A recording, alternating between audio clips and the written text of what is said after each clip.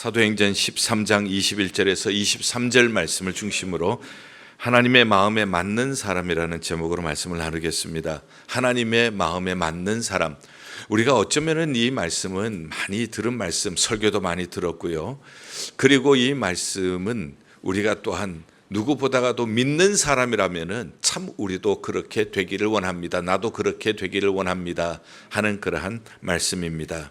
성경에 두 번 나타나는데요. 사무엘상 13장 14절 그리고 오늘 본문인 사도행전 13장 22절 두 군데 다윗을 향하여서 하나님의 마음에 맞는 사람이라고 성경은 기록을 하고 있습니다. 그리고 이와 비슷한데 시편 89편 20절은 또 이렇게 표현을 합니다. 내가 내 종 다윗을 찾아내어 나의 거룩한 기름을 그에게 부었도다. 찾아낸다. 이것은 흔히 볼 수 있는 인물이 아니라는 거예요. 하나님께서 많은 사람들이 있지만은 하나님의 마음에 맞는 사람을 쉽게 발견하기가 어렵다는 거예요. 찾아내어서 하나님께서 찾아내신 다음에 하신 일은 거룩한 기름을 그에게 부으셨도다. 하나님께서 찾아내어서 거룩한 기름을 그에게 부으실 때에 시편 89편 21절은 이어서 이렇게 말씀합니다. 그냥 하나님께서 기름을 부어서 사명 맡기시는 것이 아니라 내 손이 그와 함께하여 하나님의 손이 그와 함께하여 그를 견고하게 하고 하나님의 팔이 그를 힘이 있게 하리로다. 하나님께서는 하나님의 마음에 맞는 사람을 찾아내셨어요. 그리고 하나님께서는 많은 사람 가운데 하나님의 마음에 맞는 사람을 찾아내셔서 그에게 기름을 부으셨습니다. 기름을 붓는다는 것은 사명을 맡기신다는 뜻입니다. 사명을 맡기실 뿐만 아니라 하나님께서는 하나님의 손이 함께 하셔서 그를 견고하게 하셨고 하나님의 팔이 함께 하셔서 그를 힘있게 하셨다 하는 뜻입니다. 자, 하나님께서는 왜 그러면은 하나님의 마음에 맞는 사람을 찾아내시는가? 오늘 사도행전 13장 22절은 말씀합니다. 패하시고 누구를? 사울을 초대 왕으로 세우셨지만은 패하시고 다윗을 왕으로 세우시고 증언하여 이르시되 내가 이새의 아들 다윗을 만나니 내 마음에 맞는 사람이라. 하나님의 마음에 맞는 사람을 택하셔서 하나님께서 무엇 하시려고요? 내 뜻을 다 이루리라. 하나님의 뜻을 이루시기 위하여서 하나님의 마음에 맞는 사람을 찾으셨다 하는 뜻입니다. 그리고 23절은 이어서 하나님이 약속하신 대로 이 사람의 후손에서 이스라엘을 위하여 구주를 세우셨으니 곧 예수라. 예수라고 하는 이름의 뜻은 그가 자기 백성을 저희 죄에서 구원할 자라는 뜻입니다. 결국 하나님께서는 하나님의 마음에 맞는 사람을 선택하셔서 그의 머리에 기름 부으시고 그의 손이 힘있게 하시고 그의 팔이 견고하게 하셔서 하나님의 목적을 이루시는데 하나님의 뜻은 무엇인가? 죄인을 구원하시려는 하나님의 뜻, 저와 여러분들을 죄에서 구원하셔서 하나님의 백성을 삼으시고 천국 백성으로 삼아주시기 위하여서 하나님은 하나님의 마음에 맞는 사람을 선택하시고 그에게 기름 부으셔서 이 하나님의 뜻을 이루시게 하셨습니다. 그렇기 때문에 하나님의 마음에 맞는 사람이라는 것은 굉장히 명예로운 이름입니다. 그런데 다윗은 완벽해서 이 이름을 얻게 되었는가? 만약에 다윗이 완벽해서 이 이름을 얻었다면 우리는 우리와 상관이 없는 말씀이 될 수도 있어요. 다윗이 완벽했기 때문에 하나님의 마음에 맞는 사람이 되었다고 한다면 오늘 우리는 어쩌면 설교를 들을 이유가 없을 수도 있어요. 그러나 다윗이 하나님의 마음에 맞는 사람이 된 것은 그가 완벽해서가 아닌 것을 성경을 통해서 우리는 배우게 되어집니다. 그는 목동이었습니다. 완벽한 가정에서 모든 것이 준비된 가정에서 태어난 것이 아니라 그는 목동이었습니다. 금수저가 아니라 아주 평범한 사람이었다는 뜻입니다. 그리고 사무엘이 이새의 집에서 사울의 뒤를 이어서 왕이 될 사람의 기름을 부을 때 형들을 다 지나가게 하시고, 더 없습니까? 내 막내가 있는데 양을 치고 있습니다. 어서 데리고 오십시오. 그의 머리에 기름을 부은 거예요. 딱 보면서 이 사람은 왕이 될 사람이다. 눈에 띄는 사람도 아니었다는 것이에요. 그저 눈에 띄지 않는 미미한 사람이었다는 뜻입니다. 그리고 그가 기름을 부은 다음에 그의 삶은 어땠습니까? 평탄한 삶이었습니까? 그의 삶은 모든 것이 하나님이 준비한 대로 척척척척 문이 열리고 형통한 삶이었습니까? 아니었습니다. 오히려 그는 그것으로 인하여서 더 고난을 당하게 되어집니다.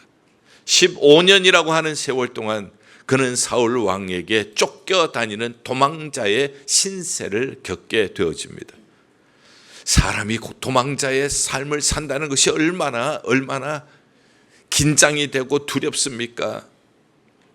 어디 마음껏 편안하게 발을 뻗치고 잘 데가 어디 있겠어요? 조그마한 소리가 나도 누가 나를 잡으러 온 것이 아닌가 깜짝 놀라는 삶이 아닙니까? 이스라엘에 더 이상 피할 길이 없어서 블레셋으로 도망까지 갑니다. 거기에서 발각이 된 것이에요. 그래서 그가 침을 질질 흘리면서 미치광이 흉내를 내지 않습니까? 이런 세월을 15년 동안 산 거예요. 도망자였습니다. 고생한 사람이 이렇게 하나님의 마음에 맞는 사람이 되었다면 그래도 좀 우리는 이해가 되어져요. 그러나 그는 밧세바를 간음을 합니다. 간음자입니다. 그리고 그것을 숨기기 위해서 밧세바의 남편인 우리아를 살해합니다. 살인자입니다. 정리를 해봅니다. 다윗이 하나님의 마음에 맞는 사람이 된 것은 완벽한 사람이 어서가 아니었습니다. 그저 평범한 사람, 도망자, 간음자, 살인자. 아니 이런 사람을 하나님께서 뭘 보시고 하나님의 마음에 맞는 사람이라고 하신 것인가? 다윗의 삶을 우리는 전체를 성경을 통하여서 신구약 성경 전체에서 나오는 다윗의 삶을 우리가 정리한다면 아마 한도 없고 끝도 없을 거예요. 그리고 이 이야기를 한다면 여러분들이 초점을 잊어버릴 수가 있어요. 그래서 초점을 잃어버리지 않고 다윗의 삶의 그 내용의 그 액기스만 뽑아가지고 왜 다윗은 하나님의 마음에 맞는 사람이었는가? 왜 이 말씀이 우리와 관계가 있는가? 우리도 하나님의 마음에 맞는 사람이 될 수가 있는가? 우리도 하나님의 구원의 역사에 쓰임받는 사람이 될 수 있는가? 이렇게 하기 위하여서 이번에는 제가 처음으로 시도를 해봤어요. 지금까지 이 본문을 가지고 수없이 설교도 해봤지만은 이번에는 좀 다른 각도에서 우리가 알기 쉽게 그러면서도 다윗을 충실히 표현할 수 있는 그러한 요소, 하나님의 마음에 맞는 사람이 될 수 있었던 요소는 무엇이었는가? 세 가지를 한번 뽑아보았습니다. 첫 번째 제가 뽑은 것은 믿음이에요. 뭐니 해도 믿음이죠. 그리고 이 믿음이라고 제가 생각한 것은 22절 말씀에 패하시고 다윗을 왕으로 세웠다. 왜 사울은 패함을 받게 되었는가 하는 것과 연결시켜서 믿음을 언급하지 않을 수가 없습니다. 믿음이 무엇입니까? 믿음은 하나님의 신실하심을 믿는 거예요. 어떤 상황이 와도 하나님은 신실하신 분이십니다. 어떤 형편이 와도 하나님은 신실하심을 잃지 않으신 분이십니다. 하나님은 변함이 없는 분이십니다. 하나님의 약속은 변함이 없습니다. 하나님의 말씀은 반드시 성취될 줄 믿습니다. 이 믿는 것이 믿음이에요. 하나님은 그 믿음을 보시는 거예요. 그 사람이 그냥 평범한 사람이었는가? 그 사람이 도망자였는가? 그리고 그 사람이 또한 불미스러운 일을 했는가? 이것보다가 더 중요하게 하나님께서 보시는 것은 그 사람 안에 있는 믿음을 보신다는 거예요. 하나님에 대한 신뢰감을 보신다는 거예요. 그런데 하나님께서는 그 믿음을 보시면서 그냥 보시는 것이 아니라 큰 믿음이 있는 사람에게는 하나님은 믿음을 따라 복을 주세요. 하나님은 믿음을 따라 은혜를 주셔요. 하나님은 믿음의 크기에 따라 능력을 주세요. 큰 믿음의 사람에게는 큰 능력 주시고 큰 믿음의 사람에게 큰 은혜를 주시고 하나님께서는 큰 믿음의 사람에게는 큰 복을 주셔요. 그런데 작은 믿음은 주님께서는 책망하셨어요. 믿음이 작은 자여 어찌하여 의심하였느냐. 믿음이 작은 사람은 받을 것이 없다는 거예요. 하나님께서는 믿음을 보시고 하나님께서는 내 믿음대로 될지어다, 큰 믿음에는 큰 은혜를 받을지어다, 큰 믿음의 그릇은 큰 능력을 받을지어다 주님이 말씀하십니다. 그러면 사울은 왜 그가 이렇게 하나님 앞에 버림을 받게 되었는가? 패하시고 왕으로 세우셨다가 왜 물리치셨는가?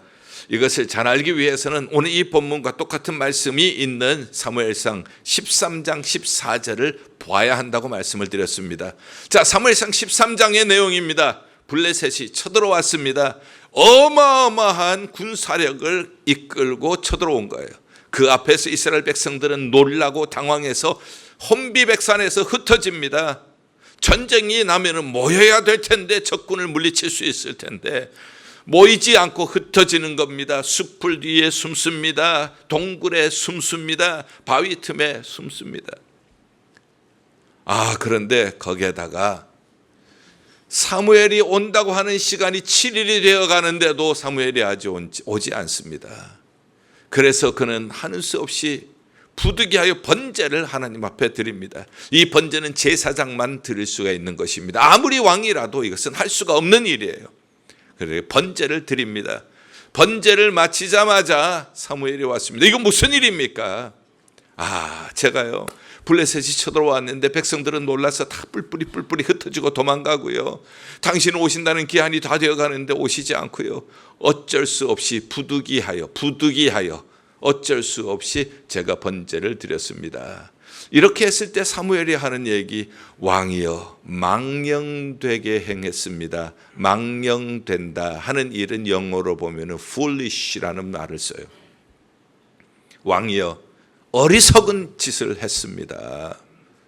왕이 하나님의 명령을 저버렸기 때문에 하나님도 왕을 저버려서 왕이 되지 못하게 하시고 하나님의 마음에 맞는 사람을 세워 왕으로 삼으십니다. 요 말씀이 바로 사무엘상 13장 14절에 나오고, 그리고 또 사도행전 13장 22절에 나오는 말씀입니다.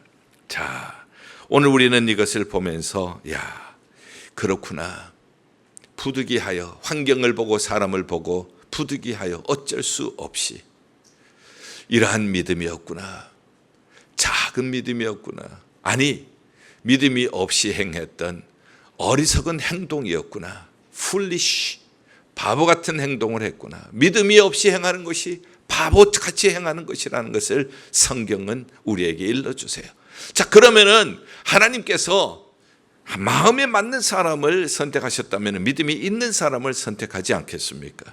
그러면은 다윗은 어떤 사람이었길래 믿음의 사람으로 보셨는가? 여러 가지 설명할 수 있습니다만은 13장 지나서 사무엘상 17장에 가면은 다윗이 왜 믿음의 사람이라고 불렸는지 잘 알 수 있는 말씀이 나와요. 거기에 또 블레셋이 쳐들어왔습니다. 이번에는 큰 장수 골리앗이 나옵니다. 골리앗 앞에 모두가 벌벌 떨고 있습니다. 그때 긴 이야기를 다 줄여서 사무엘상 17장 45절, 다윗은 골리앗을 향하여 너는 칼과 창과 단창을 가지고 나오지만 나는 만군의 여호와의 이름으로 너에게 가노라. 할렐루야. 이게 믿음이에요. 만군의 여호와의 이름으로 너희가 간다는 것은 만군의 여호와께서 나와 함께 하신다는 것을 믿는 믿음으로 간다는 것입니다. 이 믿음이 얼마나 위험한 믿음인지 아세요? 큰 골리앗 앞에 작은 소년입니다. 완전 무장한 사람 앞에 그는 아무런 무장이 없는 사람입니다. 그냥 보면은 그는 그대로 한 칼에 목을 베임을 받을 수밖에 없는 그런 사람이에요. 그렇지만은 그는 이러한 상황 속에서도 상황을 보지 않고 사람을 보지 않고 하나님을 보는 것입니다. 너는 칼과 창과 단창을 가지고 나오지만 나는 만군의 여호와의 이름으로 너에게 가노라. 하나님께서는 그를 붙잡아 주셨습니다. 하나님께서는 그 믿음을 보신 거예요. 이 믿음은 죽음을 두려워하지 않는 믿음이에요. 보통 믿음이 아닙니다. 죽을 수도 있어요. 만약에 하나님이 함께 하시지 않는다면 그는 죽는 거예요. 그렇지만은 그는 하나님을 믿었습니다. 만군의 여호와의 이름으로 나갈 때 하나님께서 그를 붙잡아 주시고 그의 팔을 견고하게 하시고 그의 손을 힘있게 하실 것을 믿었기 때문입니다. 하나님께서는 역사하셨습니다. 하나님께서 도우셨습니다. 큰 믿음으로 나가는 자에게 하나님께서는 큰 은혜를 베푸셨어요. 큰 믿음으로 죽음도 불사하고 나가는 그에게 하나님께서는 큰 은혜를 베푸셨습니다. 그의 물맷돌로 골리앗은 쓰러졌습니다. 나라는 풍전등화와 같았습니다. 모두가 벌벌 떨고 있었습니다. 왕도 군대 장관도 모두가 떨고 있을 때에 다윗의 이러한 승리는 이스라엘 전체에게 힘을 주었습니다. 이스라엘에게 구원을 주었어요. 큰 믿음에게는 나라를 구원하는 큰 은혜를 베풀어 주셨던 것입니다. 이것이 다윗이에요. 다윗에게 있어서 무엇보다도 뚜렷하게 우리가 볼 수밖에 없는 것은 믿음이었습니다. 하나님은 믿음을 보십니다. 하나님을 의지하는 믿음, 하나님을 신뢰하는 믿음, 하나님의 약속을 믿는 믿음, 하나님의 말씀대로 순종하는 믿음, 그 믿음, 큰 믿음, 죽음도 불사하고 목숨 걸고 부득이하여 어쩔 수 없어서 이런 핑계를 대는 믿음이 아니라 하나님의 이름으로 나갈 때 하나님이 붙잡아 주실 줄 믿습니다. 이 믿음으로 나갔을 때에 하나님께서 큰 은혜를 내리셔서 이스라엘의 구원을 주신 줄 믿습니다. 다윗에게서 이 믿음을 뺄 수가 없는 거예요.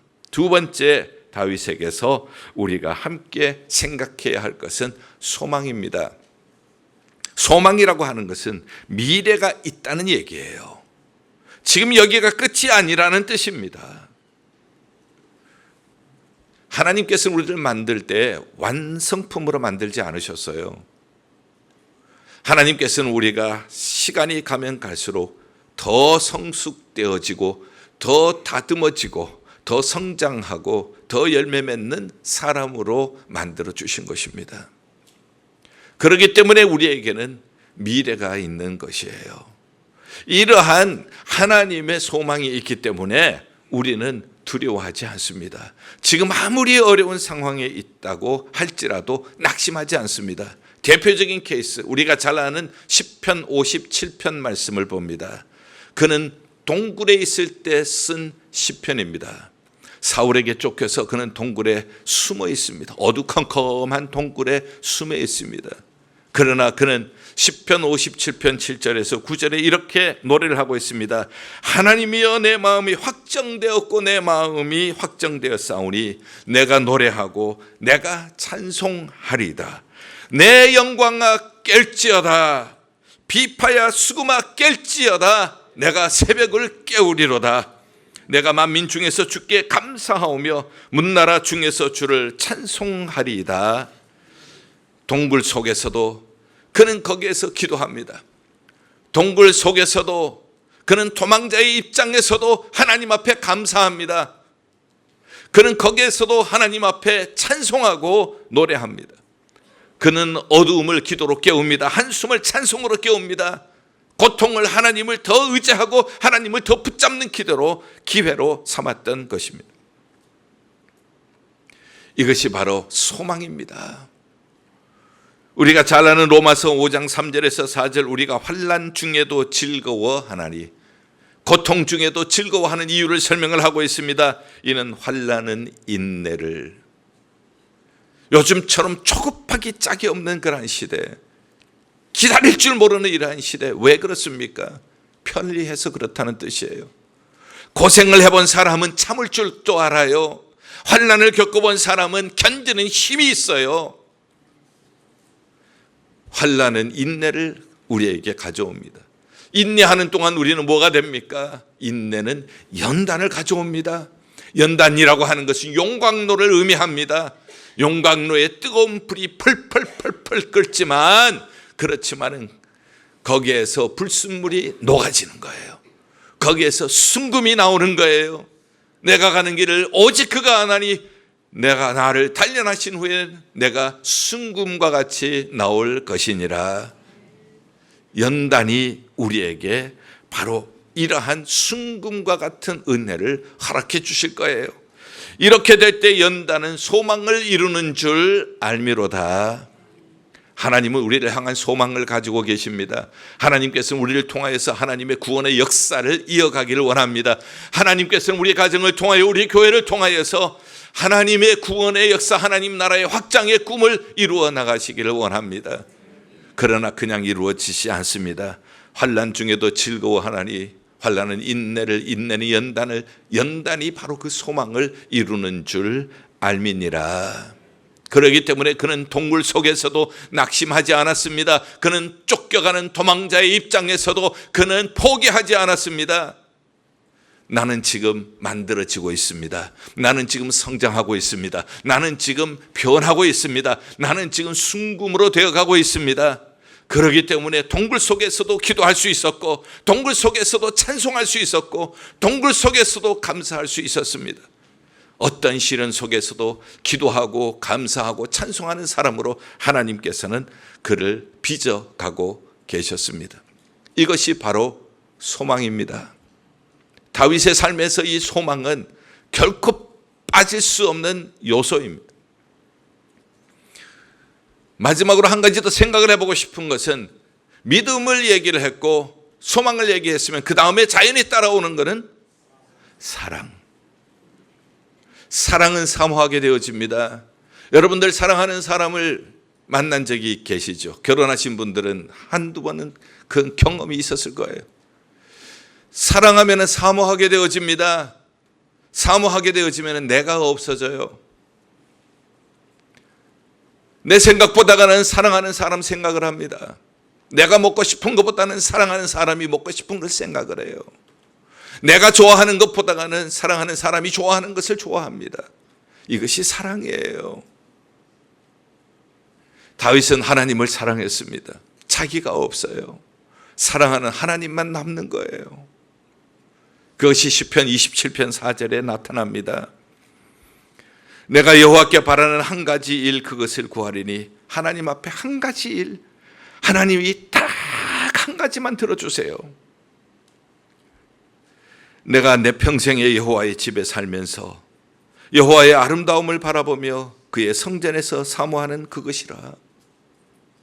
다윗은 하나님 앞에 한 가지 소원, 자기가 구하는 딱 한 가지 소원이 뭔가 하면은 하나님의 집에 거하면서 하나님의 아름다움을 바라보는 것이래요. 한마디로 요약하면 하나님과 교제하는 것입니다. 자기는 없어요. 내가 왕이 되게 해 주십시오. 내가 세계 최고로 유명한 왕이 되게 해 주십시오. 내가 세계에서 가장 큰 부자가 되게 해 주십시오. 내가 세상에서 둘도 없는 지혜를 가진 사람이 되게 해 주십시오. 내가 없어요. 다윗은 한 가지 소원이 있었습니다.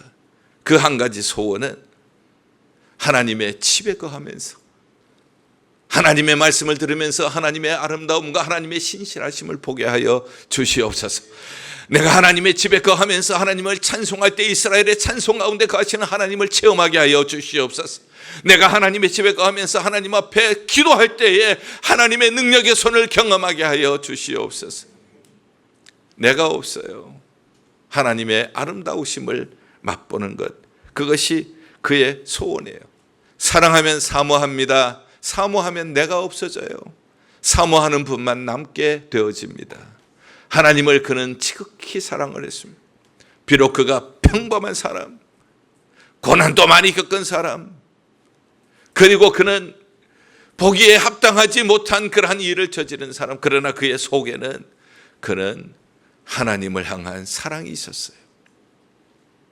하나님을 사랑하는 사람은 사랑하는 분의 마음을 아프게 할 때 눈물로 회개합니다. 사랑하는 분이 계시면 사랑하는 분이 좋아하는 것을 하게 되어집니다.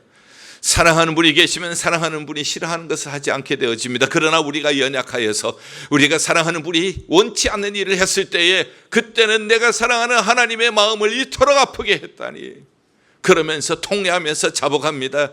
침상이 젖을 정도로 눈물로 회개를 하는 것이 사랑하는 사람의 모습이에요. 우리는 다윗을 향하여 참 비열하다, 그렇게 간음죄를 짓고 그 간음죄를 숨기기 위하여서 자기의 충직한 부하를 우리아를 죽이는 아주 비열한 사람, 그렇습니다. 충분히 그렇게 얘기할 수가 있습니다. 그렇지만 그 마음 속에는 자기가 연약하여서 자기가 깨닫지 못하고 한 일, 깨닫게 되었을 때는 하나님 앞에 눈물로 회개합니다. 그러면서 하나님 앞에 뭐라고 얘기를 합니까? 그는 시편 51편 11절에 나를 주의 앞에서 쫓아내지 마시고 주의 성령을 내게서 거두지 마시옵소서. 내가 나 된 것은 하나님의 은혜로 된 것이고 하나님의 성령을 부어주셨기 때문에 내가 된 것이지, 하나님의 성령이 떠나가시면 나는 간음한 사람, 살인한 사람, 아주 비열한 인간, 이러한 인간 쓰레기밖에 될 수 없는 사람입니다. 하나님의 마음을 아프게 한 죄를 용서하오니 용서해 주시옵소서. 회개하오니 주여 불쌍히 여겨 주시옵소서. 하나님은 영을 내게서 떠나가게 하지 마시고 나를 주 앞에서 쫓아내지 마시옵소서.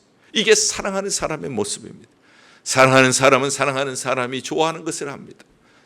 사랑하는 사람은 사랑하는 사람이 싫어하는 일을 했을 때 눈물로 회개하는 사람입니다. 한 가지 더 얘기를 하고 싶은 것은, 사랑하는 사람에게는 모든 것을 주고 싶어요.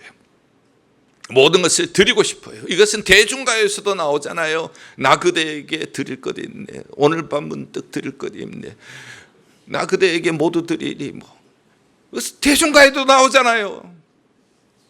터질 것 같은 이내 마음을 막 이렇게 나오잖아요. 이게 사랑하는 사람이면 그게 나오는 거예요. 다윗은 하나님의 성전을 짓고 싶었습니다. 그렇지만 피를 너무 많이 흘려서, 전쟁에서 피를 많이 흘려서 그의 아들이 성전을 지을 것이라고 나단 선지자를 통해서 말씀을 하십니다. 그래서 그는 성전을 짓는 모든 재료들을 그는 모읍니다. 온 백성들에게 얘기를 해서 금은 보화 모든 좋은 것들을 그는 모읍니다. 그리고는 그는 이렇게 얘기를 합니다. 역대상 29장 16절에서 17절, 우리 하나님 여호와여, 우리가 주의 거룩한 이름을 위하여 성전을 건축하려고 미리 저축한 이 모든 물건이 다 주의 손에서 왔사오니 다 주의 것이니이다. 하나님의 성전을 건축하기 위해서 우리가 물건을 다 가지고 왔지만 이거 주의 손에서 받은 것입니다. 나의 하나님이여, 주께서 마음을 감찰하시고 정직을 기뻐하시는 줄을 내가 아나이다. 내가 정직한 마음으로 이 모든 것을 즐거이 드렸사오니 이제 내가 또 여기 있는 주의 백성이 주께 자원하여 드리는 것을 보니 심히 기쁘도소이다. 내가 지금 가지고 있는 것, 내가 지금 누리고 있는 것, 금은보화 모든 것 하나님이 주신 것입니다. 하나님이 주신 것, 주의 성전을 위하여서 내가 바칩니다. 즐거운 마음으로 바칩니다. 백성들이 자원해서 드립니다. 이것을 보니까 심히 기쁘도소이다. 하나님 앞에 소중한 것을 드리면서도 자원하여서 드리고, 그러면서 드리는 것을 보면서도 기뻐하는 것이에요. 아깝다고 생각하지 아니하고, 이거 손꼽아서 이거 내 것인데, 이것이 내가 노력해서 얻은 것인데, 내가 이렇게 힘써서 얻은 것인데 아깝다, 이것이 아니라 내가 지금 가지고 있는 것은 모두 하나님이 주신 것입니다. 나와 내 백성이 즐거이 자원해서 드립니다. 이것을 보니 얼마나 기쁜지요. 사랑하면은 드리고 또 기뻐요. 사랑하면은 하나님 앞에 드리는 것이 아깝지가 않아요. 이게 사랑이에요. 사랑은 사모하는 것입니다. 사모하면은 사모하는 품만 보이는 거예요. 나는 없어져 버리는 겁니다. 그게 사랑이에요. 사랑하게 되어지면은 사랑하는 분이 싫어하는 일을 했을 때에 눈물로 통회하고 자복하고 회개합니다. 그리고 사랑하는 분에게 내가 가지고 있는 것을 자원하여서 드립니다. 그러면서도 기뻐하는 것이, 그것이 사랑입니다. 다윗의 인생을 믿음, 소망, 사랑으로 정리를 해보았습니다. 제가 목회 생활을 하면서 이 본문을 가지고 수없이 설교를 했지만은 믿음, 소망, 사랑으로 이렇게 정리하기는 처음인데, 제가 보기에는 다윗의 삶을 가장 정확하게, 방대한 다윗의 삶을 가장 깜팩하게, 그러면서도 정확하게 설명한 것이 믿음, 소망, 사랑이라는 생각이 이제서야 들게 되었습니다. 하나님께서 이러한 사람, 하나님께서는 찾으시는 거예요. 이러한 사람을 찾으셔서 이런 사람에게 기름 부으시는 거예요. 그리고 이런 사람을 찾으시고 기름 부으셔서 주의 뜻을 이루게 하시는 것입니다. 어떤 사람이요? 하나님께 대한 믿음, 소망, 사랑으로 사는 사람, 하나님의 능력을 힘입어 사는 사람, 영혼 구원을 위해서 힘쓰는 사람, 자자손손 예수 잘 믿고 그의 후손 중에 예수가 나오셨으니까 하나님 앞에 자자손손 쓰임받는 가정. 자, 이런 가정에게 하나님께서는 무엇이라고 말씀하시는지, 하나님의 마음에 맞는 사람이라고 하는 것 이외에 오늘 본문 조금 밑에 내려가면 사도행전 13장 36절에 이런 말씀이 나옵니다. 다윗은 당시에 하나님의 뜻을 따라 섬기다가 잠들어 그 조상들과 함께 묻혀 썩임을 당하였으되, 이 말씀은 마치 오늘날로 얘기하면은 obituary, 부고와도 같아요. 오늘날로 얘기를 하면 한 사람의 인생을 한마디로 요약하는 그러한 내용. 다윗은 당시에 하나님의 뜻을 따라 섬기다가 여기 잠들었다. 묘비명과 같은 거예요. 우리의 삶은 일생이라고 합니다. 한 번 사는 삶이지 두 번 사는 삶이 아닙니다. 내 인생을 다 살고 난 다음에 나의 자손들은, 나의 믿음의 후배들은 나에게 무엇이라고 이름을 붙여줄 것인가? 뉴스 매체는 뭐라고 얘기할 것인가? 다윗은 당시에 하나님의 뜻을 따라 섬기다가 하나님께로 돌아갔다. 얼마나 멋진 부고입니까? 그래서 저는 이렇게 생각을 해봤어요. 여기 다윗 대신에 내 이름을 넣어봤어요. 김종훈은 당시에 하나님의 뜻을 따라 섬기다가 여기 잠들다. 이것이 저의 묘비명이 되었으면 좋겠다 하는 생각이 들었어요. 여러분들은 어떠세요? 묘비명이라고 하니까 기분 나쁘세요? 한번 가는 거예요. 그러나 지혜로운 사람은 어떻게 살아야 할 것인가를 생각하는 사람이에요. 지혜로운 사람은 끝을 생각하는 사람이에요. 망령된 사람은 바로 눈앞에 있는 것만, 어리석은 사람은 바로 눈앞에 있는 것만 생각하는 사람이에요. 다윗은 믿음으로 살았습니다. 소망으로 살았습니다. 사랑으로 살았습니다. 하나님이 찾아보시니까 이런 사람이 보이시는 거예요. 그를 찾아내어서 기름을 부으시고 하나님의 뜻을 따라 인류를 죄악 가운데 구원을 이루시는 예수 그리스도께서 그 후손 중에 태어나게 하셨습니다. 하나님께서는 오늘 또 이 구원의 역사를 이어가십니다. 하나님께서는 오늘 또 이 은총을 이어가실 때 사람을 찾고 계세요. 하나님이 찾고 계시는 사람이 바로 오늘 이 말씀을 듣는 저와 여러분들이 될 수 있기를 바랍니다. 이후에 우리의 삶이 다 끝날 때, 내 인생 여정이 다 끝나는 날, 우리의 믿음의 후배들이 나에게 대해서 부고를 쓴다면, 나의 묘비명을 세운다면, 누구는 당시에 하나님을 뜻을 따라 섬기다가 여기 잠들다. 이것이 우리에게 붙여주는 하나님의 은혜의 말씀이기 되기를 간절히 주님의 이름으로 축원합니다. 기도하겠습니다. 하나님 아버지, 다윗처럼 하나님의 마음에 맞는 사람으로 살게 하여 주시옵소서. 우리 한평생, 우리 순례의 길 끝나는 날, 사랑하는 성도들은 평생 하나님의 뜻을 따라 섬기다가 여기 잠들다라는 하나님의 품에 안기다 하는 이야기를 듣는 복된 승리자들이 되게 하여 주시옵소서.